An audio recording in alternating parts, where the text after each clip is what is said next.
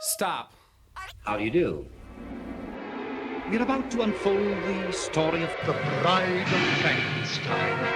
She's alive! Alive! A monster created from cadavers out of rifled graves. A tale that sent my blood into icy creeps. Would you like to hear what happened after that? Well, we've warned you.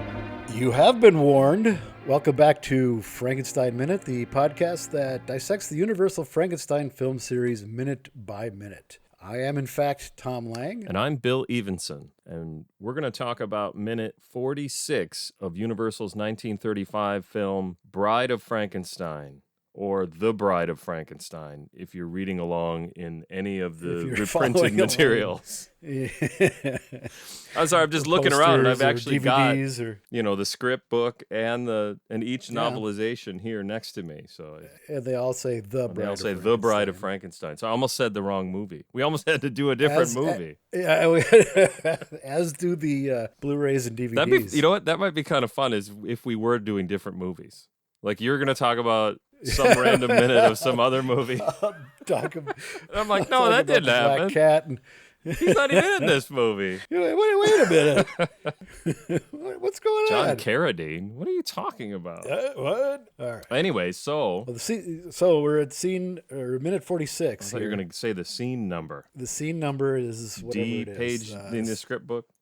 It's F33. F33. Yeah, God, maybe we could have done it that way. That would have been something. Frankenstein Yeah. page. Frankenstein.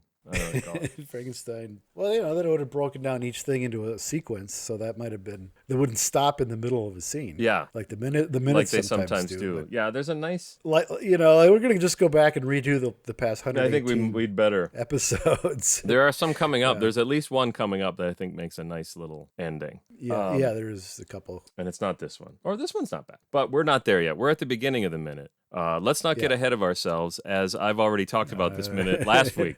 Yeah. That's Okay. fine. Now you get to talk about it. It's your week Oh, now. well, the scene continues. It's my. I'm taking over. Monster continues stomping through the.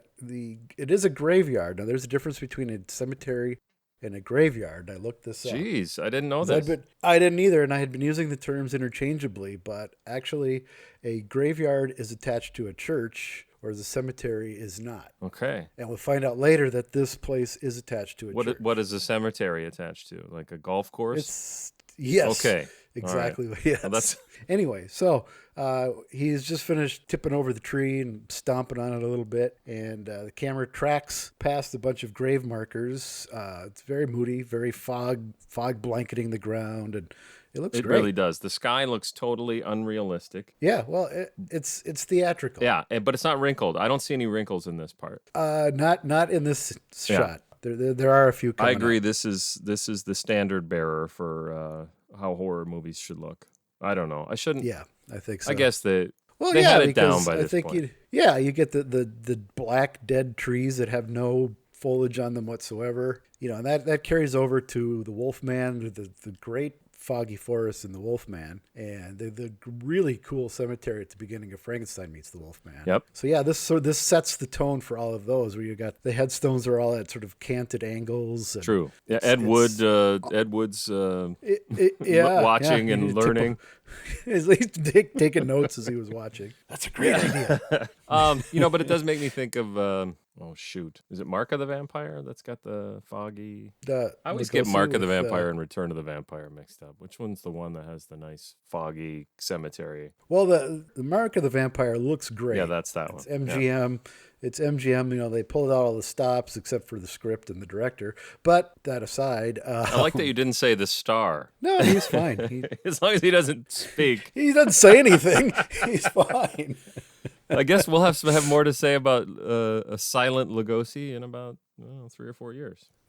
That can work. That can work. Is this the same graveyard from the previous film? I believe it is, because later on we go past the figure of death that Henry threw the shovel full of dirt at, and we'll see the little fenced-off area where he and Fritz were hiding at the very beginning of Frankenstein. So they probably just pulled him out of the scene shop. That's an interesting notion. This is a little more that Grim Reaper. This is a little more heightened. Yeah. Yeah, it's probably still there somewhere in a storeroom. So yeah, with like boxes stacked on top of it. No one's paying any attention. Yeah, no one's. Yeah, it's like all dilapidated. Yeah. He tips over the bishop. Are we there yet? We're there. Go ahead, do it. Now you can do it again. No, I just want to say that he tips over the bishop, but he tips him straight, more or less straight over, not diagonally, which is the way that I thought bishops move. Oh, there we go. You've been waiting for that, haven't you? Good night, folks. I thought bishops only moved diagonally. And under the bishop is what? It's a. Or do we want to say anything about him tipping over the bishop, or did people well, get? Yeah, I had a few things. Go ahead. Yeah, well, this is where you can see the shadow of the bishop statue on the cyclorama. It's very faint. It almost looks like a shaft of light until it tips over. Tell people what a cyclorama is. Starting with me. Cyclorama is the painted. I don't know what a cyclorama is. It's the painted I assume that's backdrop what of you the meant. clouds. Yeah. And it's called a cyclorama? Cyclorama. Huh. Sounds Yep. like a roller skating rink that's been converted for bicycles or something.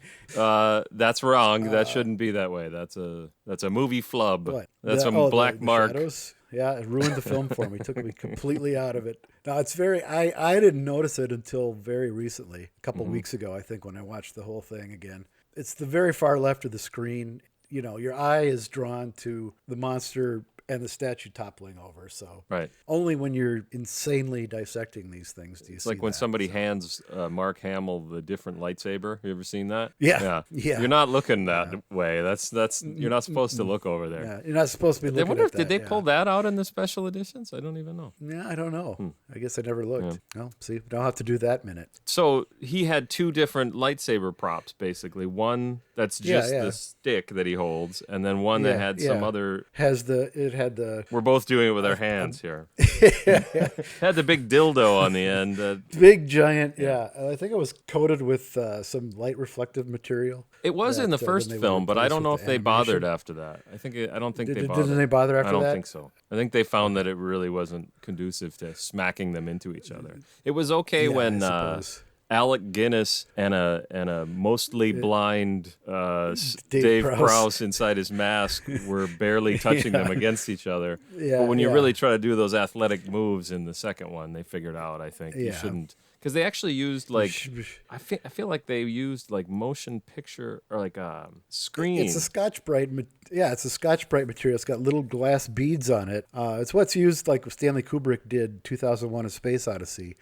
All of There's the scenes lightsabers with in that? That's Lucas those stole apes from at the everybody. beginning are fighting with lightsabers. Those apes are you don't remember that? He threw it in the air, I think. That's what happened. Yeah, exactly. But that was the screen that would project the photographs of the background back into the camera. Oh, right. It was also used in Superman at the beginning on Krypton. It has that weird things glow in a weird way. All the costumes were made out of this Scotch-Brite stuff. It's just a fabric that has little glass beads on it that project light back very brightly. Well, and you do make me think that it does provide that light on their face that you don't get in the cartoon ones, like the prequels. That I call them the cartoon ones. I mean, there's people in them, but they might as well not be. But they're basically cartoons. Yeah. Yep.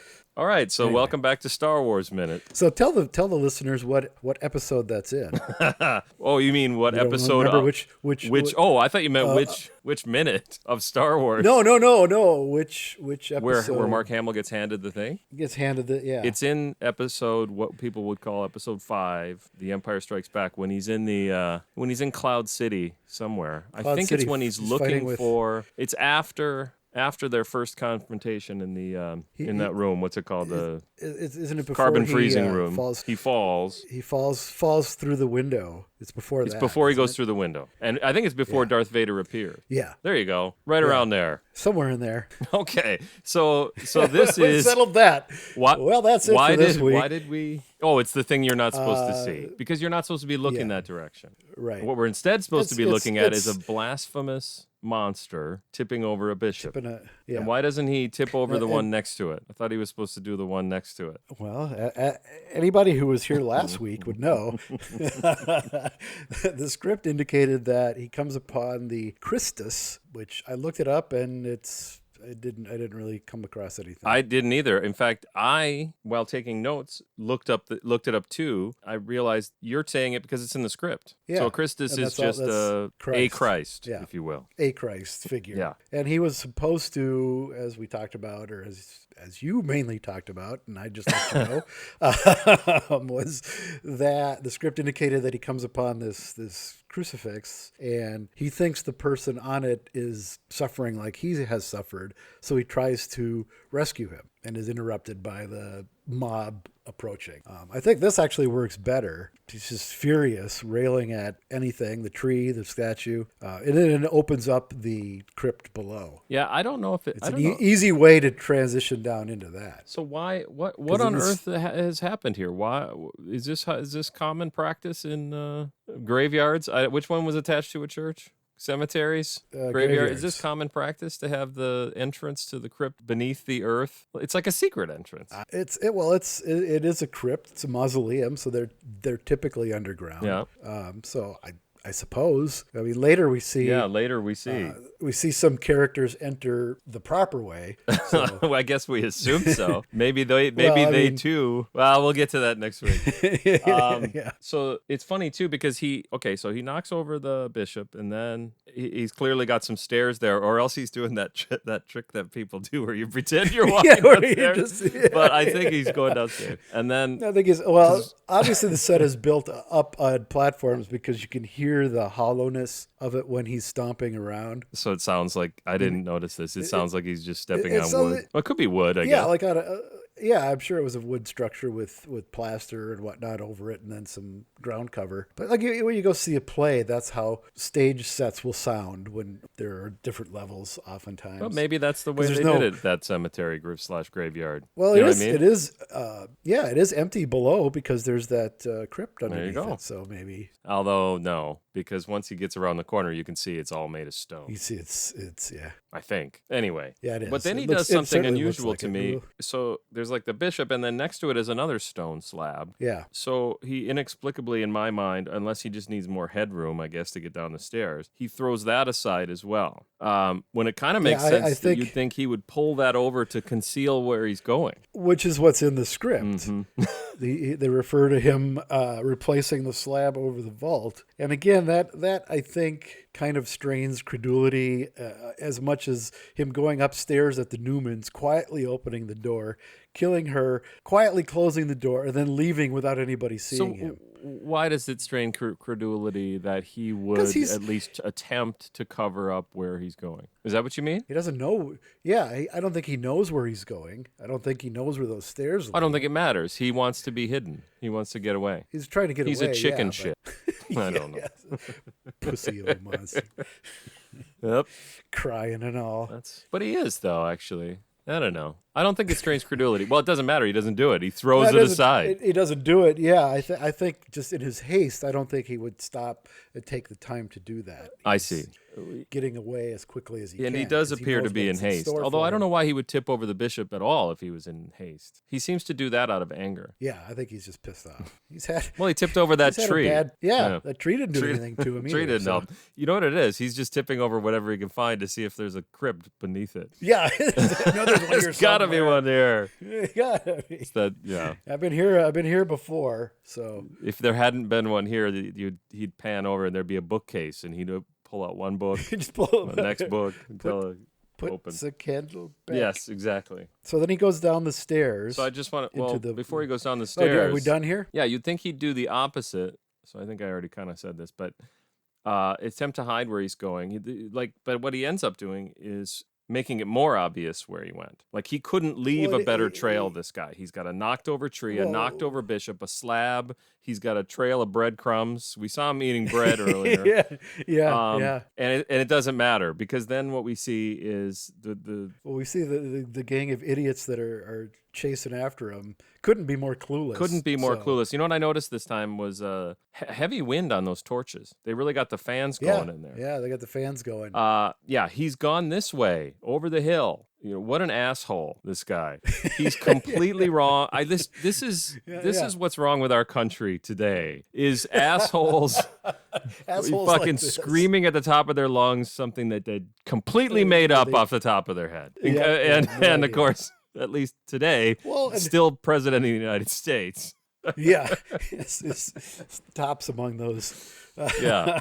Well, I mean, you see, wouldn't you at least send one guy down? Hey, go check down there. Especially since, if you notice, while that guy's saying that, in the foreground on the left is the bishop tipped over. That guy is practically fallen into the hole. He's standing on he's probably standing on that slab that he chucked the other way. Yeah, exactly. There is a nice shot though as the monster disappears down the stairs. The light hitting the Christus, it's kind of glowing. It's got a sort of I don't know if it's painted or if it's actual light kind of, I'm gesturing like that helps everybody, but the light kind of streaming down on it. So it's another one of those whale religious things. Take it however you want. Well, that's what you brought it up. So how do we take it? I know how to take it last time. We went on about it in the. So I knew what it represented then. In this case, it probably doesn't represent all that much. I don't think it represents much of anything other than it looks pretty. Okay. I was going to say it's also his salvation to get away. Well, yeah. I mean, I guess you could look at it that way. Sure, why not? The only problem with that is we know where he's going and what's about to happen, which would seem like an odd. Not much of a salvation after all. That's also, this is where you can see some slight wrinkles in the sky just below the crucifix. Oh, shoot. Just a little bit. And again, it's something I haven't noticed till just recently. Okay. So it does not, it's not nearly as, nothing is as distracting as the wrinkles in Frankenstein. All right. In the script, why did I write this down? There's something different in the script. They cross themselves at the fallen Christus, and then they keep going after the monster. And the camera tracks laterally left to right as they go off, and that's where you see the statue of death and the little fenced-in area from the beginning of Frankenstein. Okay. Oh, I know why I wrote this. In the script, they cross themselves at the fallen Christus and keep going after the monster. Yeah. In the 1977 Carl Dreadstone novelization. Oh, here we go. This doesn't happen. They see the headless bishop and overturned cross, and one guy says, "Almighty God, protect us." They put the cross back up, then the village, a man said nervously. "We'd better see that everyone is safe." So they abandon their search for the monster. The chase. Okay. The mob All right. is, I don't know, stopped. So they're even more worthless in the novel than they are here in the film. Well, they're so freaked out by him knocking over a couple of religious. I guess he would have the audacity to do that. Then is your Pop-Tarts done? Yep. All right. Yep. I'll say this: it gets rid of that dumb "he went that way" gag, which is kind of dumb. It does. That's the only thing I would say. Oh, it is. And I was thinking that would have worked better if... I would think there again, they would split the mob up and, some of you go back to town and make sure everybody's okay, but we're going to keep after this guy if they were doing their jobs correctly. See, we need Lionel Belmore back to you go this way and you go to the mountains. Well, that's funny that you say that. I agree, but I also think it would have worked if Carl would have said it. Because up till now, and this will change next week, but up till now, I've kind of thought of Carl as a bit of an interloper who's perfectly willing to cause trouble. He's an instigator, yeah, definitely. In the 1936 Michael Edgermont novelization. I actually heard that name somewhere in a documentary I was watching about something. And how did they say it? Edgermont. God. The monster hides in the bushes as the villagers search the cemetery, and then after they leave, he gets pissed off and he knocks over the cross. So then it says, the monster stood gazing down at the damage he had wrought, nursing his bruised shoulder, but for all that perfectly content. "Good," he mumbled, remembering the hermit's lesson. "Good, good." So he's looking at the cross he knocked over and saying, "Good, good." Pretty proud of himself. And I think that's interesting. That's 1936. Yeah, that is. Yeah, that is. And it's a little bit more sacrilegious than what we get in the movie. Yeah, well, and I don't know that they could have done that in the movie. Well, right. I mean, that seems to be why it was cut, right? We assume that was cut. Why it was changed. Yeah, it was Changed is the right word. Yeah, cut implies they filmed it, and as Right, right. as I probably talked about last week. All right, now we're down under the ground. I think the Michael Edgermont book has about 25% of the movie and 75% Michael Edgermont. You know, it's hard. People don't realize how much work it is to locate these scenes in the novelization, because you'd be like, well, is this part, or where am I? Yeah, because it's so ancillary characters. He puts himself in it. No, I'm just kidding. Yeah, he does. Well, he does, because he talks about stuff in the first person a lot. Oh yeah, you do. It's from the perspective of a narrator. Well. I don't know if it's any specific character, but I was just looking at it yesterday, and I will do this. I'll give you this backstory because I get paid by the word kind of a thing. I thought you were about to say what was in the book and that you were getting paid by the word. No, because I'm not. that'd be a good. We're getting paid. Wait a minute. It's another tier that we should offer on Patreon. Yeah. I will read the book for you. All right. Do an audio version of it if you want. There you go. Now he gets down the stairs. Yeah, he goes down the stairs into the vault or mausoleum or crypt. They're all about the same. I really didn't find a whole lot of distinction between the three. Yeah, I found it hard to the script decide refers what to word it. is applied to what.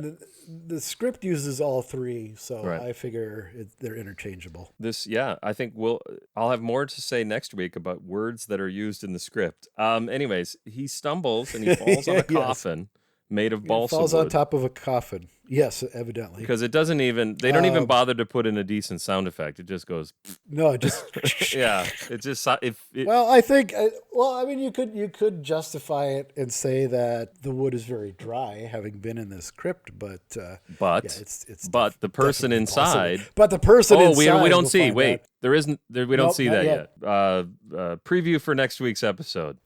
Yeah, a little teaser for you.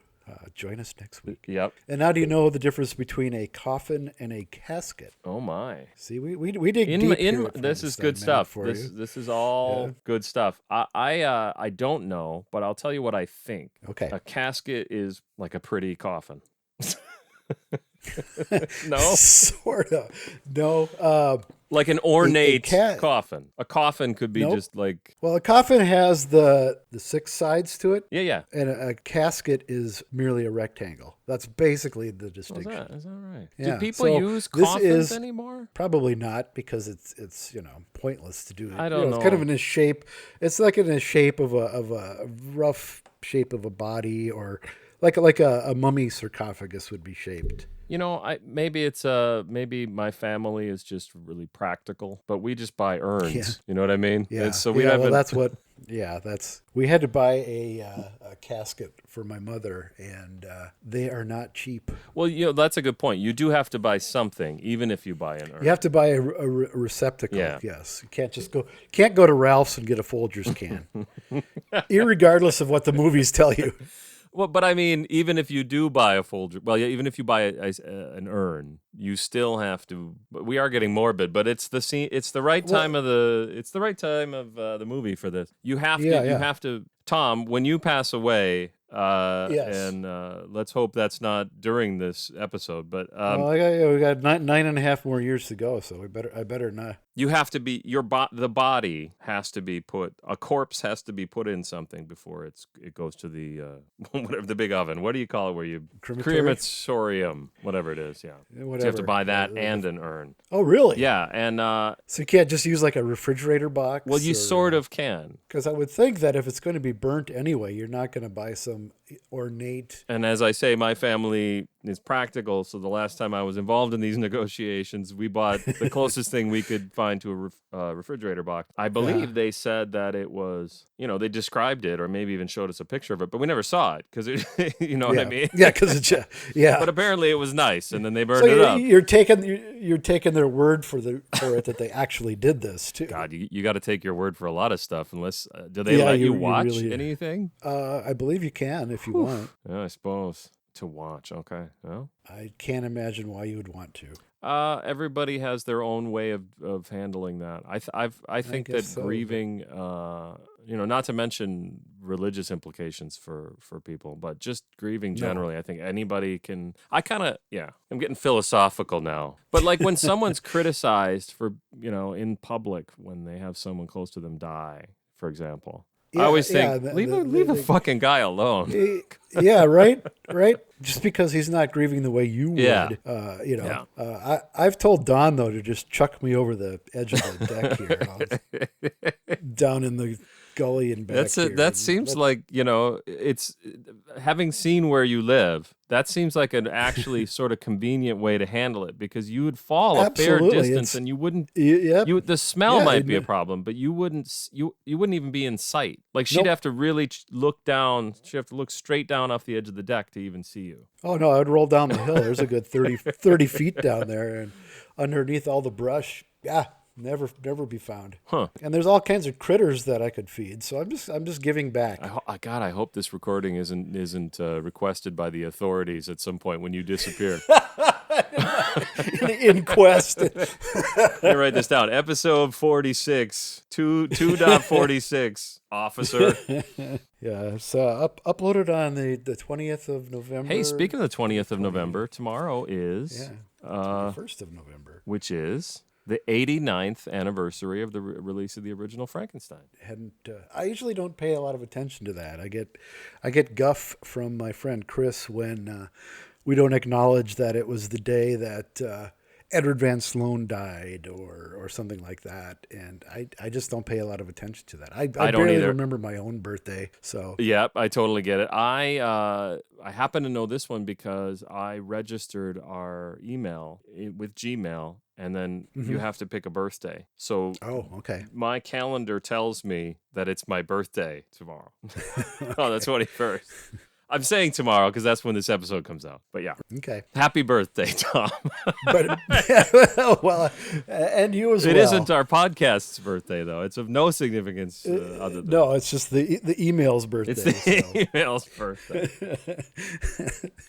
This is very exciting stuff. All right. What do you got? Anything?